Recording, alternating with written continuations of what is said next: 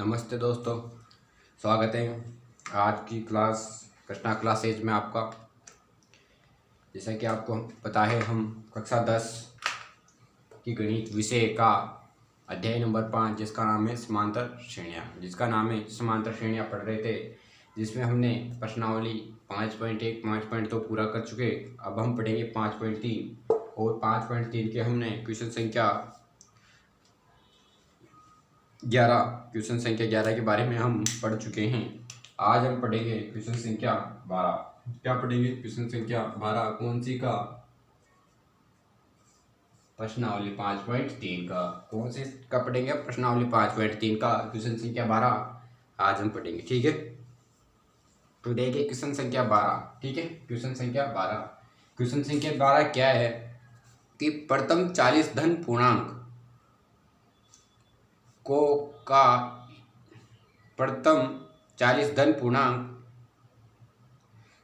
का योग ज्ञात कीजिए जो 6 से विभाजित है। तो क्या बोल रहे हैं? प्रथम 40 धन पूर्णांक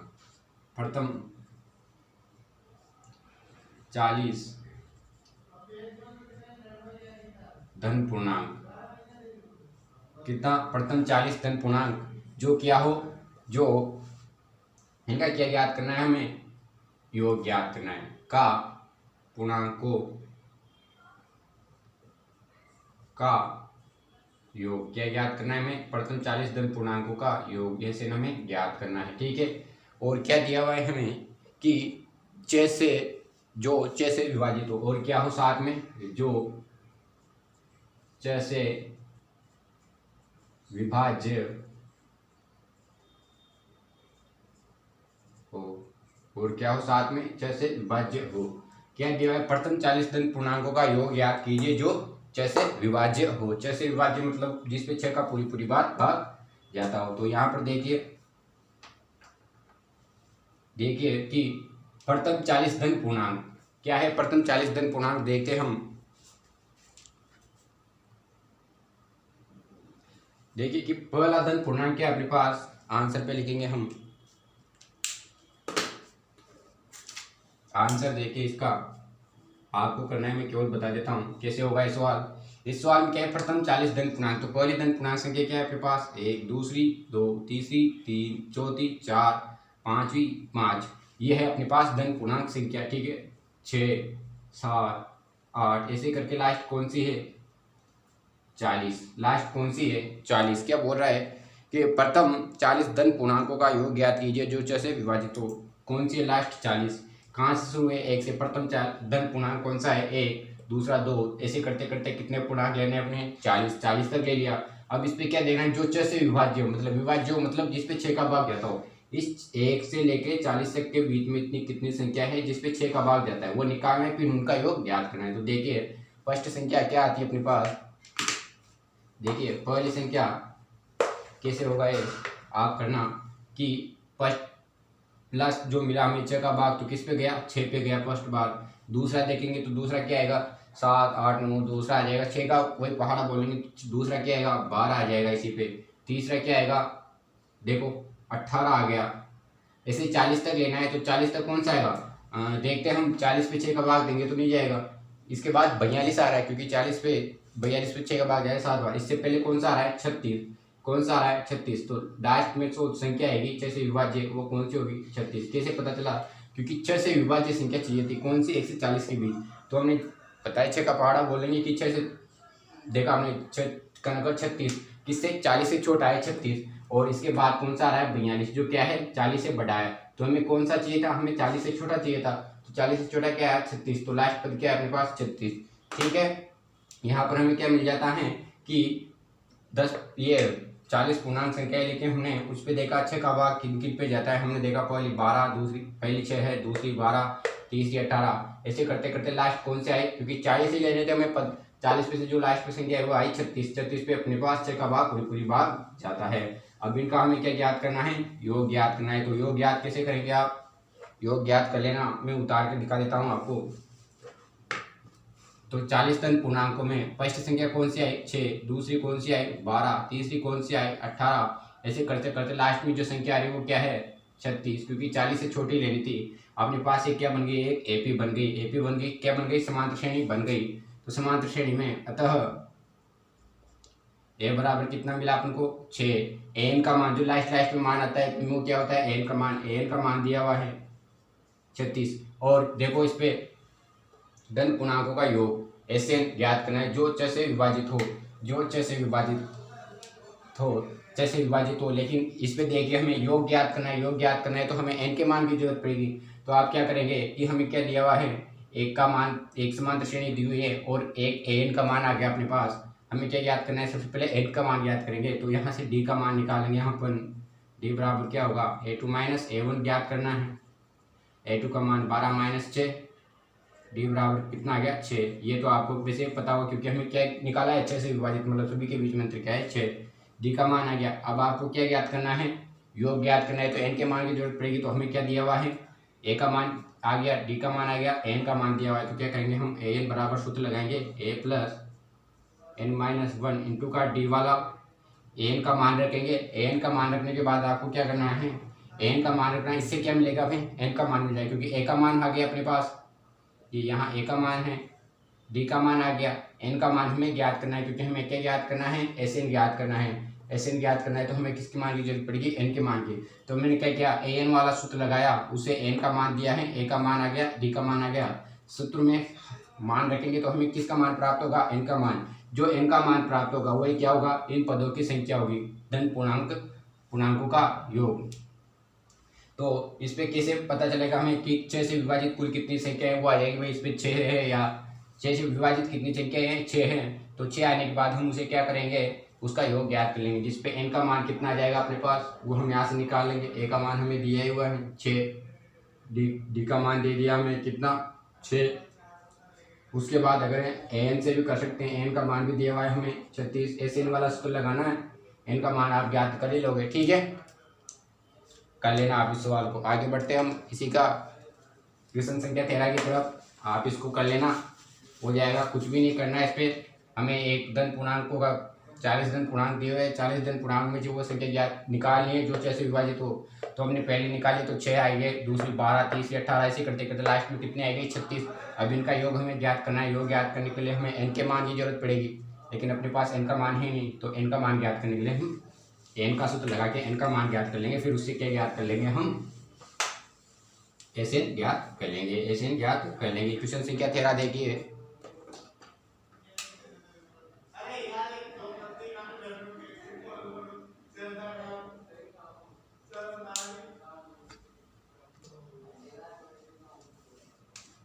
इसके बाद देखिए क्वेश्चन संख्या 13, 8 के प्रथम 15 गुणजों का योग ज्ञात कीजिए। क्या ज्ञात करना है हमें, 8 के प्रथम 15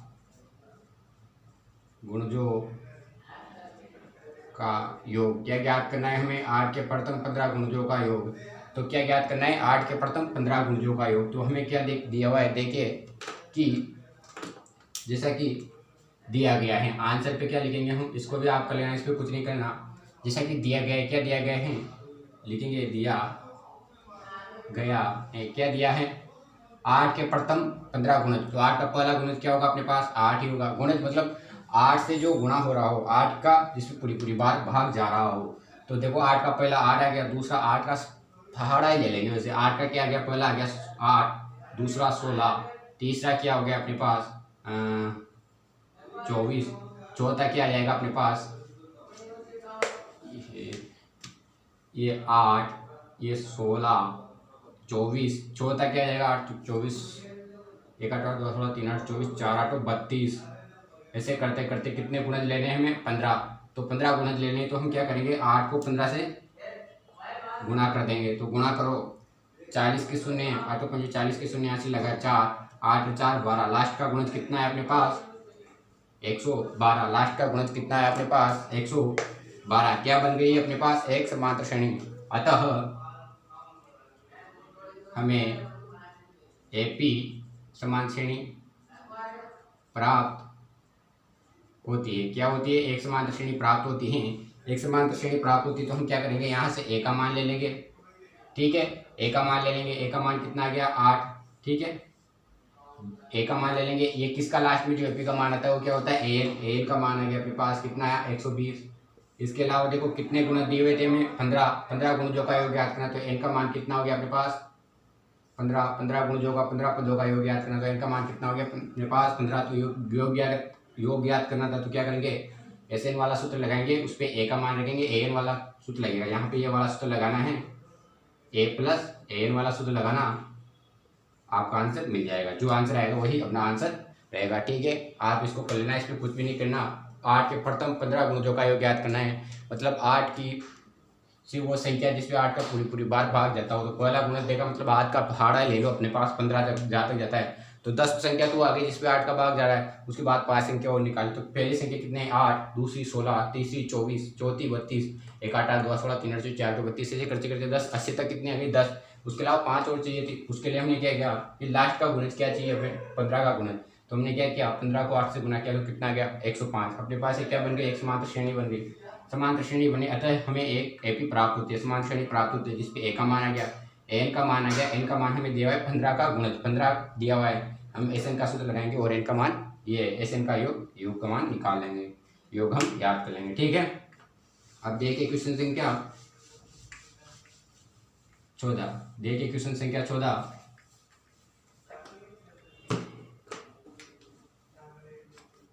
कि 0 और 50 के बीच की विषम संख्या का योग।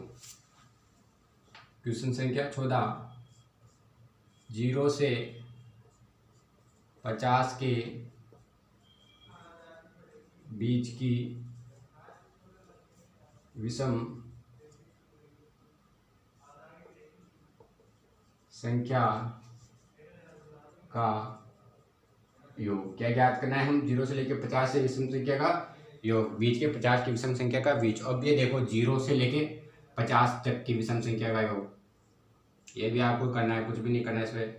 विषम संख्या देखनी है तो पहली विषम संख्या क्या है अपने पास, आपको पता होनी चाहिए विषम संख्या क्या होती है, वह संख्या जिसपे 2 का भाग नहीं जाता वो आती है विषम संख्या। तो पहली विषम संख्या क्या आएगी 0 से लेकर 50 के बीच अपने पास,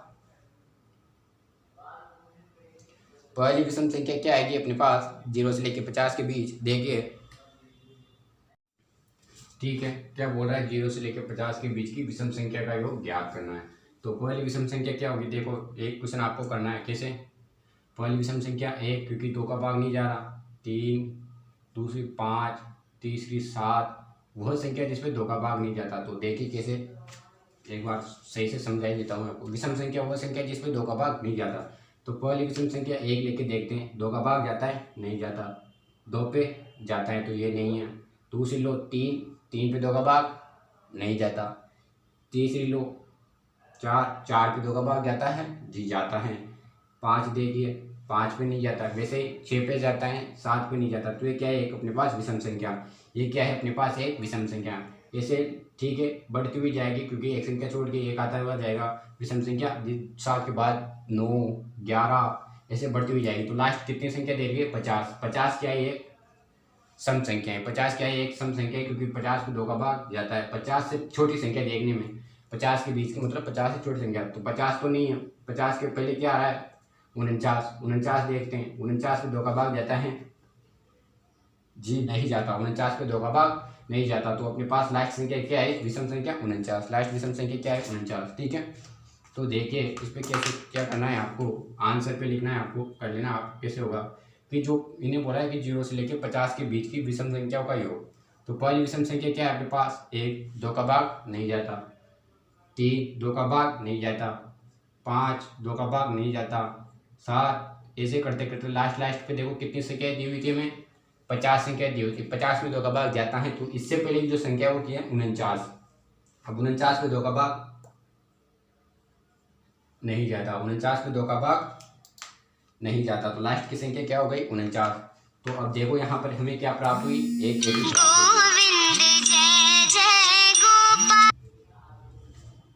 देखिए, तो लास्ट की संख्या क्या प्राप्त हुई अपन को 49। पहली है विषम संख्या 2, दूसरी 3, तीसरी 5, चौथी 7, लास्ट में कितनी हुई 49। तो इस पे देखो हमें क्या दिया हुआ है यहाँ से एपी, अतः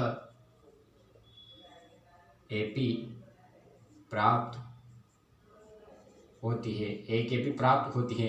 एपी प्राप्त होने के बाद हम देखेंगे कि क्या करना है, 0 से 50 के बीच के विषम संख्याओं का योग, विषम संख्याओं का योग तो ज्ञात करेंगे, लेकिन अभी तक हमने क्या ज्ञात किया, केवल विषम संख्या देखी है 1 से लेकर 50 के बीच तक। तो पहले है 1, 3, 5, 7 और लास्ट में 49। अब हमें योग ज्ञात करने के लिए n के मान की जरूरत पड़ेगी, तो अपने पास n का मान नहीं है। तो यहाँ पर देखिए हमें क्या मिला, a का मान मिल गया 1, यहाँ से d का मान मिल जाएगा, d का मान क्या मिलेगा a2 minus a1, a2 minus a1, तो a2 में से 3 माइनस 1 तो कितना बचा 2, d का मान 2 आ गया। हमें लास्ट में जो मान दिया होता है वो क्या होता है, an का मान होता है, an का मान 49।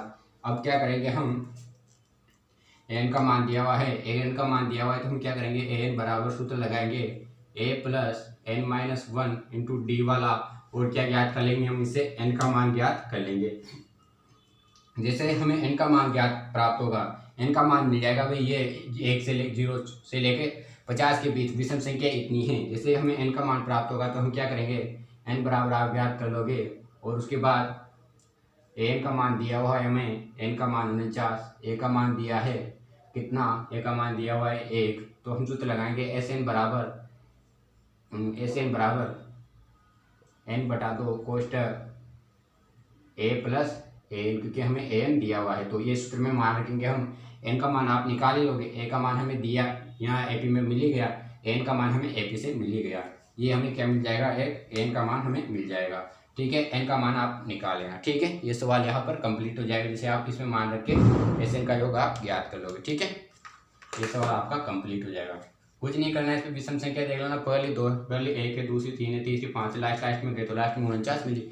इस तरह अपने पास एक एपी बन गई, एपी में प्रथम पद, द्वितीय पद, तृतीय पद, लास्ट का जो पद होता है उसे वह पद एन कहते हैं। प्रथम पद मिल गया, डी का मान हम निकालेंगे एपी से, एन हमें दिया हुआ है 49, एन वाला मान लगा के हम क्या करेंगे, एन का मान ज्ञात कर लेंगे, एन का मान ज्ञात करेंगे। एन का मान ज्ञात करने के बाद हमें पता है कि एन का मान आ गया, एन मिल गया, ए का मान मिल गया। अब हम क्या ज्ञात कर लेंगे, एस एन योगफल ज्ञात कर लेंगे। ध्यान रखना, योगफल ज्ञात करने के लिए हमें ए और एन का मान तो विशेष तो रूप है सही चाहिए। ठीक है ना, देखिए अब क्वेश्चन संख्या 14 कंप्लीट, क्वेश्चन संख्या 14 कंप्लीट हो गया आपका। क्वेश्चन संख्या 15 देखेंगे हम। क्वेश्चन संख्या 15,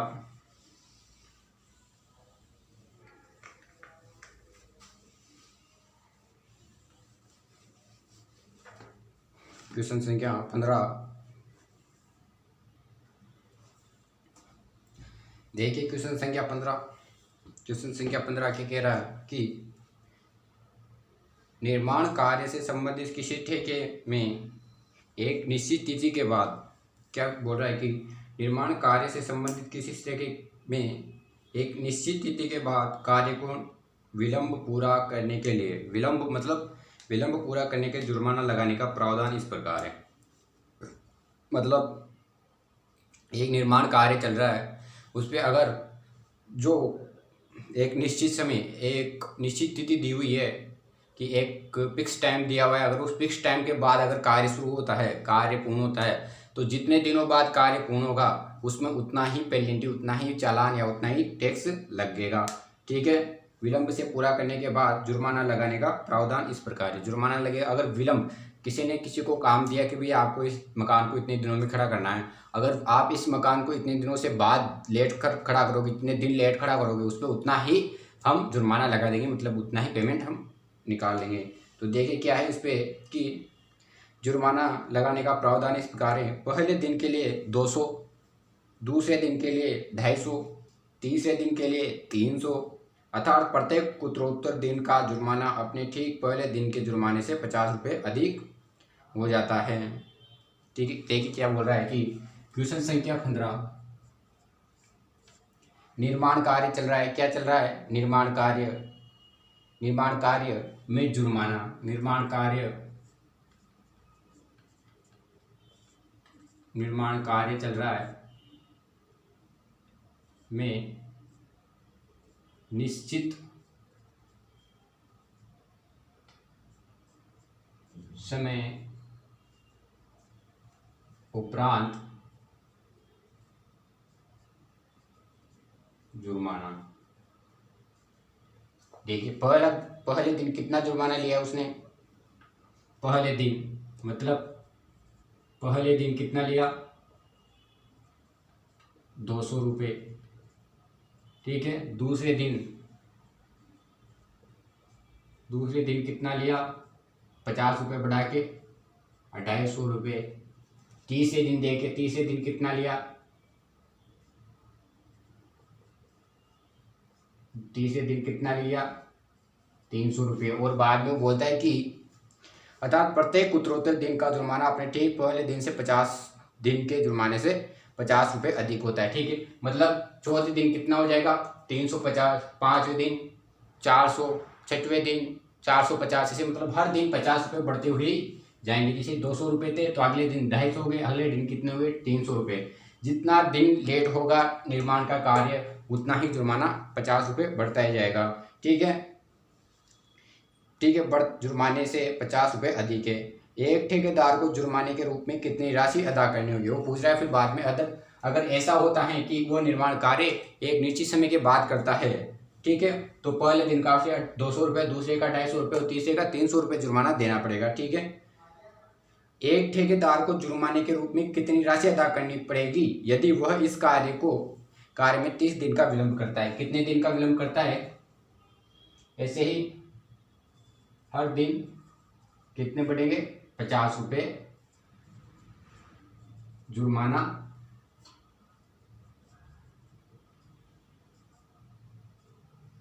बढ़ेगा।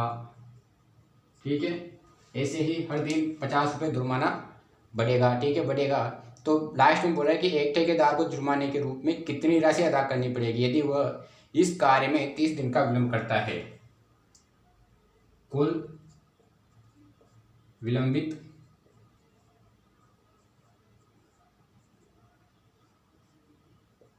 दिन, कुल कितने दिन विलंबित किए उसने, 30 दिन। ठेकेदार ने कितने दिन विलंबित किए, 30 दिन। ठीक है, तो आंसर देखिए, इसका आंसर कैसे आएगा, आपको करना है, कुछ भी नहीं करना है इस पे।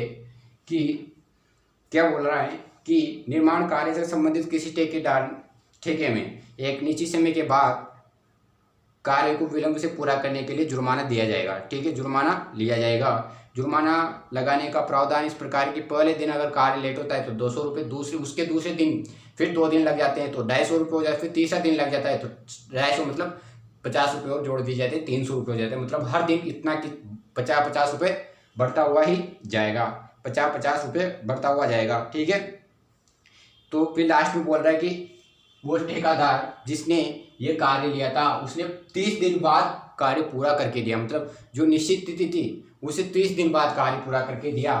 तो बताइए कि अब ठेकेदार को कितना जुर्माना देना पड़ेगा, कितना जुर्माना देना पड़ेगा। पहला दिन भी विलंब किया, दूसरे भी किया, तीसरे भी, ऐसे करके उसने 30 दिन निकाल दिए, मतलब 30 दिन लेट उसने कार्य करके पूरा दिया। तो यहाँ पर देखिए हमें पहला दिन कितना दिया हुआ है, 200, दूसरा दिन 250, तीसरा दिन 300, ऐसे ही चौथा दिन क्या हो जाएगा, 350, लास्ट में चलो ऐसे कुल कितने दिन लेट दिए उसने, ऐसे कुल कितने दिन लेट दिए उसने, ऐसे कुल कितने दिन लेट दिए उसने, कुल 30 दिन लेट दिए। तो 30 दिन लेट दिए, ठीक है, कुल कितने दिन लेट दिए, 30 दिन लेट दिए।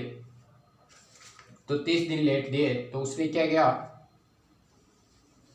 इससे हमें क्या प्राप्त हो गई, एक एपी प्राप्त हो गई, एक एपी प्राप्त हो गई। तो अतः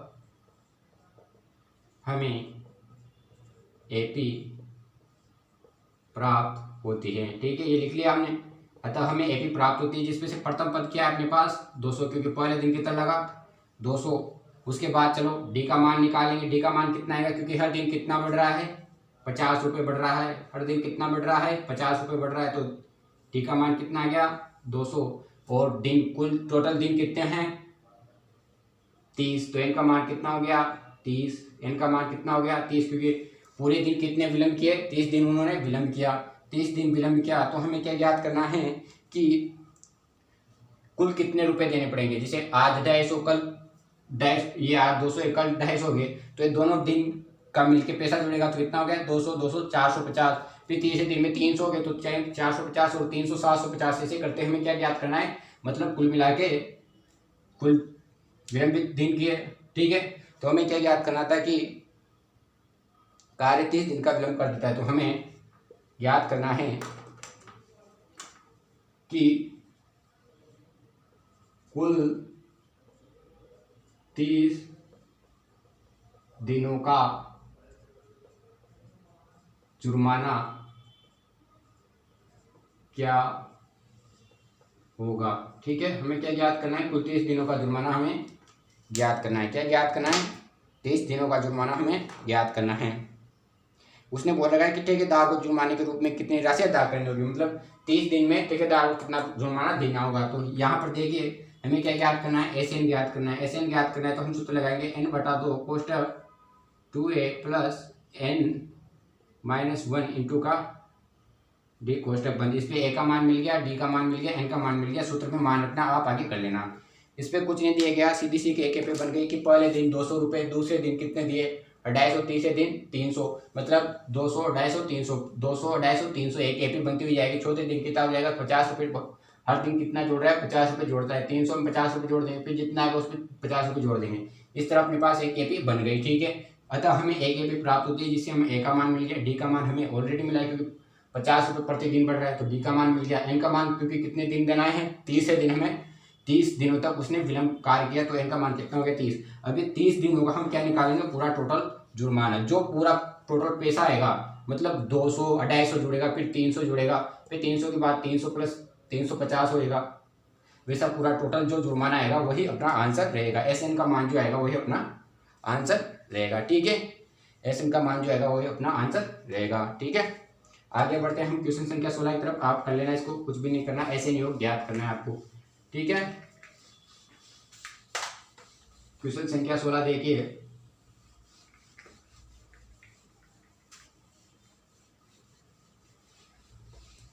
क्वेश्चन संख्या 16 कि किसी स्कूल के विद्यार्थियों को उनके समग्र शैक्षणिक प्रदर्शन के लिए 7 नगद पुरस्कार देने के लिए, क्या है, किसी स्कूल के विद्यार्थियों को उनके समग्र शैक्षणिक प्रदर्शन के लिए 7 नगद पुरस्कार देने के लिए 700 रुपये की राशि तय की गई। कितनी रखी गई, 700 रुपये की राशि।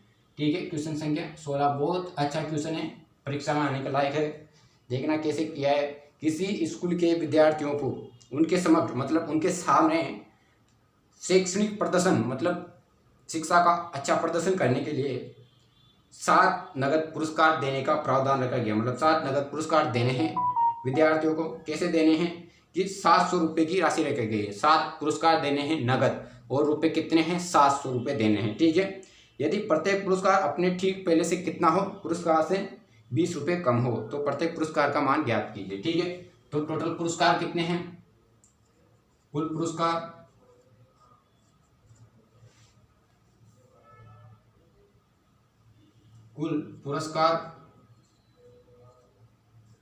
कितने हैं, 7, और राशि कितनी है इनकी, राशि कितनी है 700। 7 पुरस्कार देने हैं विद्यार्थियों को जिनने अच्छा प्रशिक्षण दिया टीचर के सामने, उन्हें 7 पुरस्कार देने, और कुल राशि कितनी है 700 है। तो क्या बोल रहा है आगे, 700 है यदि प्रत्येक पुरस्कार अपने ठीक पहले पुरस्कार से 20 रुपये कम हो। प्रत्येक पुरस्कार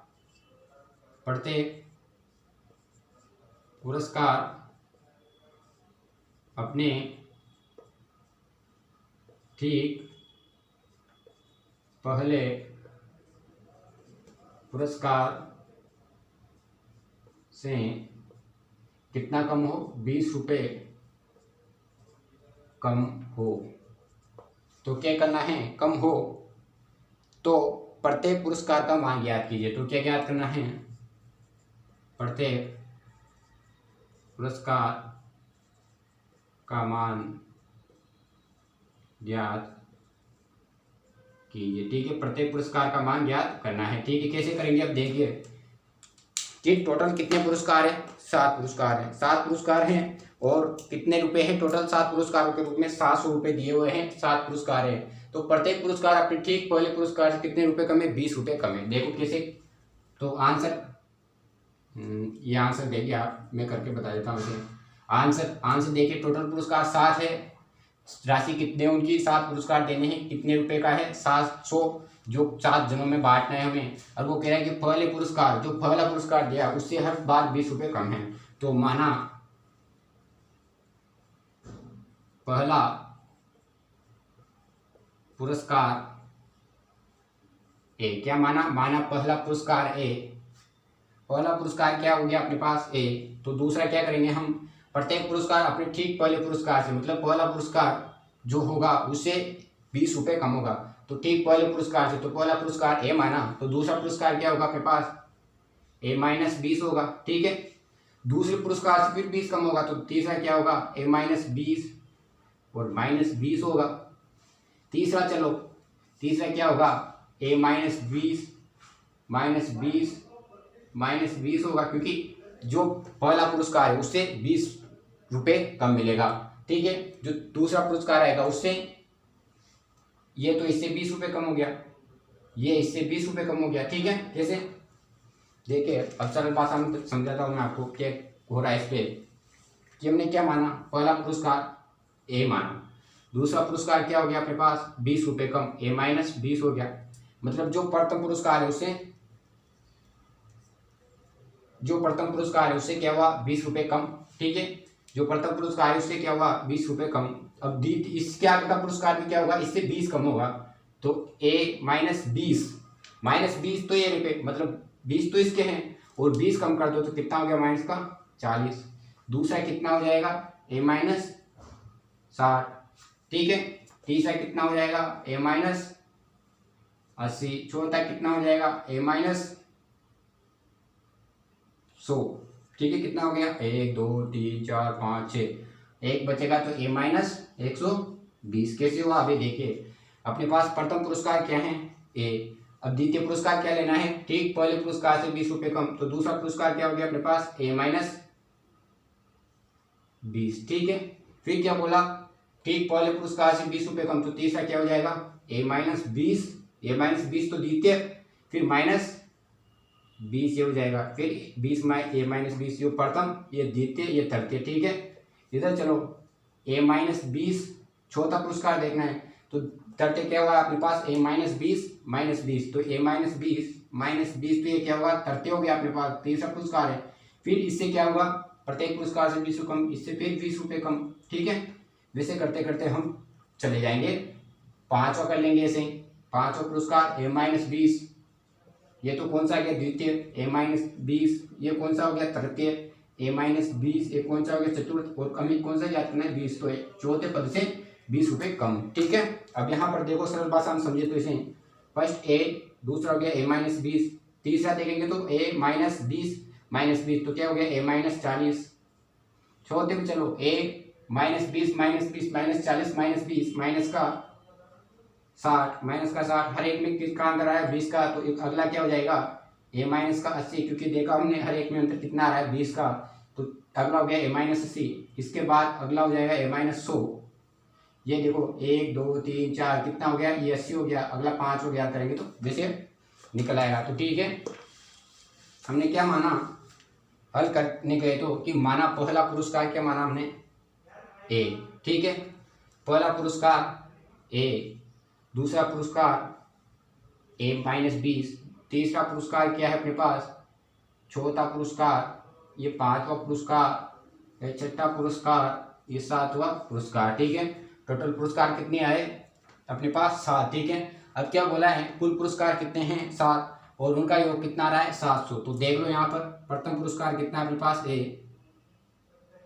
प्लस ए माइनस 20 प्लस ए माइनस 40 प्लस ए माइनस 60 प्लस ए माइनस 80 प्लस ए माइनस 100 प्लस ए माइनस 120 बराबर कितना आ रहा है?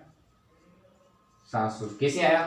कि प्रत्येक पुरस्कार कुल कितने पुरस्कार है? 7, और टोटल राशि कितनी है? 70। तो माना पहला पुरस्कार ये है, द्वितीय तृतीय से करके हमने 7 पुरस्कार मान ले। माना पहला पुरस्कार ये हो गया अपने पास, दूसरा पुरस्कार पहला आ गया और पहले से दूसरा कम, दूसरा 20 कम, फिर दूसरे से 20 कम, तीसरा हो गया। ऐसे करके हमने कितने पुरस्कार लिए? 7 पुरस्कार। अब क्या बोल रहा है कि 7 पुरस्कार, कुल राशि कितनी है? 70। तो 7 पुरस्कारों की कुल राशि कितनी है? 70। तो हमने क्या किया? सभी 7 पुरस्कारों को लिखा, सभी 7 पुरस्कारों को लिखा, बराबर किसके कर दिया? 70 के।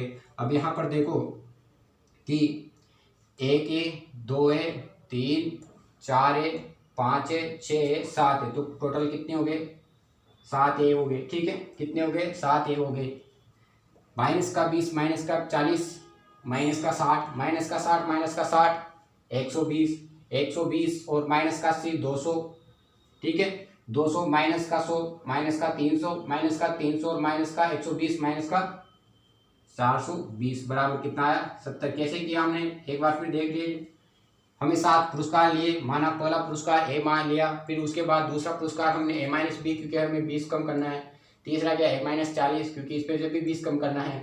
तीसरा चौथा क्या? ए माइनस 4, क्योंकि 40 में से 20 कम करना है। इसी प्रकार हमने 7 पुरस्कार लिए और 7 पुरस्कारों का टोटल योग कितना आ रहा था? 700, क्योंकि 7 पुरस्कार कितने हैं टोटल राशि कितनी थी? 700 रुपये। तो यहाँ पर देखिए कि 7A बराबर 700 माइनस है तो इधर जाएगा तो प्लस 420, तो 7A बराबर कितना हो गया? 0 2 1120। कितना हो गया? 1120। तो ए बराबर कितना हो जाएगा? बटा 7, क्योंकि गुणा में तो उधर जाएगा भाग में, तो ए बराबर कितना हो गया? 1 7 7। देखो इधर 1100 पे 1120 पे भाग 7 का, 1 7 7 3 4 क्या बचेगा? 4 बचेगा ना, 4 4 4 42। कितना बचा? 0 0 है तो 0 उतार देंगे। कितने बार गया? 160 बार। तो पहला पुरस्कार क्या है अपने पास? 160। पहला पुरस्कार कितना है अपने पास? 160, ठीक है। पहला पुरस्कार कितना है आपके पास? 160। प्रथम पुरस्कार कितना है अपने पास? 160 आ गया, ठीक है। प्रथम पुरस्कार कितना आया? 160 आ गया। तो पहला पुरस्कार, अतः पहला पुरस्कार कितना आया? 160। तो द्वितीय क्या हो जाएगा? द्वितीय ए का मान कितना है? द्वितीय है अपने पास ए माइनस 20, तो ए का मान कितना है अपने पास? 160 माइनस 20 कितना हो गया? 140। ऐसे तृतीय कितना हो जाएगा? 140 आया द्वितीय मान, माइनस 20 कर लो इस पे से, कितना गया? 120, ठीक है। देखिए कैसे हुआ। तृतीय क्या है अपने पास? तृतीय मान क्या है? ए माइनस 40, ए माइनस 40। तो ए का मान कितना है? 160 माइनस 40 कितना आया? 120, ठीक है। द्वितीय मान तृतीय मान हो गया। चतुर्थ मान देखो, चतुर्थ पुरस्कार जो है ए माइनस, चतुर्थ क्या है? ए माइनस 60, 160 माइनस 60 कितना हो गया? 100 बचा, ठीक है। पांचवा देखो, पांचवा क्या है अपने पास? ए माइनस 80, ए का मान कितना है? 160 माइनस 80। पांचवा मान कितना आ गया अपने पास? घटाओ तो कितना बचेगा? 80। छठा देखो, छठवा मान देखो, ए माइनस कितना है? 100, ए का मान कितना है? 160 माइनस 100 कितना हो गया? 60 बचेगा, ठीक है। छठा मान सातवां देख लो, सातवां ए माइनस 120 बराबर 160 माइनस 120 बराबर कितना बचा? 40, ठीक है। बराबर कितना बचा? प्रथम पुरस्कार कितना आया था अपने पास? 160, ठीक है। कितना बचा? 40, ठीक है। ये कॉल अतः 7 पुरस्कारों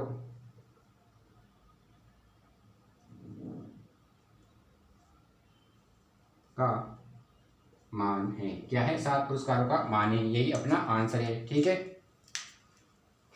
यही अपना आंसर है। इस पर कुछ भी नहीं करना था। एक बार फिर बता देता हूँ सरल शब्दों में कि क्या दिया है। कुल पुरस्कार 7, राशि दी हुई है 700। 7 पुरस्कार देने हैं और राशि कुल कितनी है? 700। एक विद्यालय में जैसे शिक्षण एक प्रतियोगिता हुई, उसमें 7 विद्यार्थी थे और पुरस्कार था 700 रुपये। केवल 700 रुपये पुरस्कार है और कितने को देने हैं? 7 जनों को देना है। अब उस पर यह स्थिति है कि जो प्रथम नंबर पे आएगा उसको जो पुरस्कार मिलेगा उसको उस विद्यार्थी से जो द्वितीय नंबर पर आएगा उसको 20 रुपये कम मिलेगा। फिर जो तृतीय पे आएगा जो द्वितीय को मिला उसको उससे 20 रुपये कम मिलेगा। फिर तृतीय पे आया जो चतुर्थ पे है उसको जो तृतीय पे आया पुरस्कार मिला उससे 20 रुपये कम मिलेगा। वैसे क्या हमने पहले को मिला ए, दूसरे को A-20, तीसरे को A-40, चौथे को A-60। ऐसे करके हमने 7 पुरस्कार देखे और देखा हमने कि 7 पुरस्कारों का योग कितना आ रहा था 700। हमने जब योग को हल किया तो कितना आया 7A-420 बराबर 700। हल किया तो प्रथम पद का मान कितना आया 160, मतलब पहले प्रथम खिलाड़ी को जो पुरस्कार देना था वो कितना है 160। तो द्वितीय को हमने निकाल लिया। ऐसे 7 खिलाड़ियों का या 7 विद्यार्थियों का जो पुरस्कार था वो हमने निकाल लिया। प्रथम को कितना मिला 160, द्वितीय को 140, तीसरे को 120, चौथे को 100, पांचवें को 80 और छठवें को 60 और सातवें को 40। ठीक है, आज के लिए इतना ही। अब हम कल पढ़ेंगे प्रश्नावली 5.3 के क्वेश्चन संख्या 17, 18 और 19, 20 के बारे में। ठीक है, आज के लिए इतना ही।